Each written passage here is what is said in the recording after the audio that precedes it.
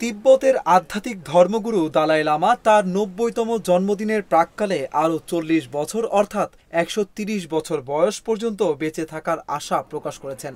শনিবার তার ভক্ত অনুসারীদের আয়োজিত এক অনুষ্ঠানে তিনি এ আশা প্রকাশ করেন। অনুষ্ঠানে তার দীর্ঘায়ু কামনা করে প্রার্থনা করা হয়। গত কয়েকদিন আগে তিনি তার মৃত্যুর পর উত্তরসূরি নিয়ে এক ঘোষণা দেন। হাজার হাজার মানুষকে মন্ত্রপাঠ, ঢাকের শব্দ এবং শিঙ্গার আওয়াজের মধ্যে প্রার্থনায় নেতৃত্ব দিতে গিয়ে দালাই লামা বলেন, অবলোকিতেশ্বরের আশীর্বাদে এ পর্যন্ত আমি আমার যথাসাধ্য চেষ্টা করেছি। আমি আশা করি আরও ৩০ বা ৪০ বছর বাঁচব। সংবেদনশীল প্রাণী এবং বুদ্ধ ধর্মের সেবা চালিয়ে যাব। দালাই লামা এর আগে ডিসেম্বরে এক সাক্ষাৎকারে সংবাদ সংস্থা রয়টার্সকে বলেছিলেন যে তিনি ১১০ বছর বাঁচতে পারেন।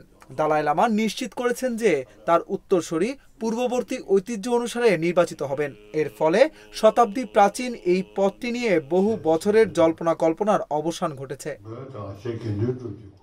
বুধবার একটি ভিডিও বার্তায় তিনি বলেন, তার প্রতিষ্ঠিত গাদেন ফ্রোডাং ফাউন্ডেশন ভবিষ্যতে তার পুনর্জন্মকে স্বীকৃতি দেওয়ার ক্ষমতা রাখে। তিনি জানান, তিব্বতী বৌদ্ধ নেতারা তার উত্তরসূরির সন্ধান করবেন।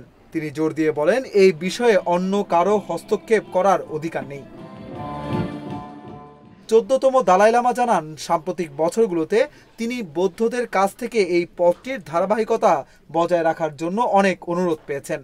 তিনি বলেন, এসব অনুরোধ পাওয়ার পর আমি নিশ্চিত করেছি যে দালাই লামার প্রতিষ্ঠানটি অব্যাহত থাকবে। বুধবার ভারতের ধর্মশালায় ৩ দিনের এক ধর্মীয় সম্মেলনে দালাই লামা এই মন্তব্য করেন।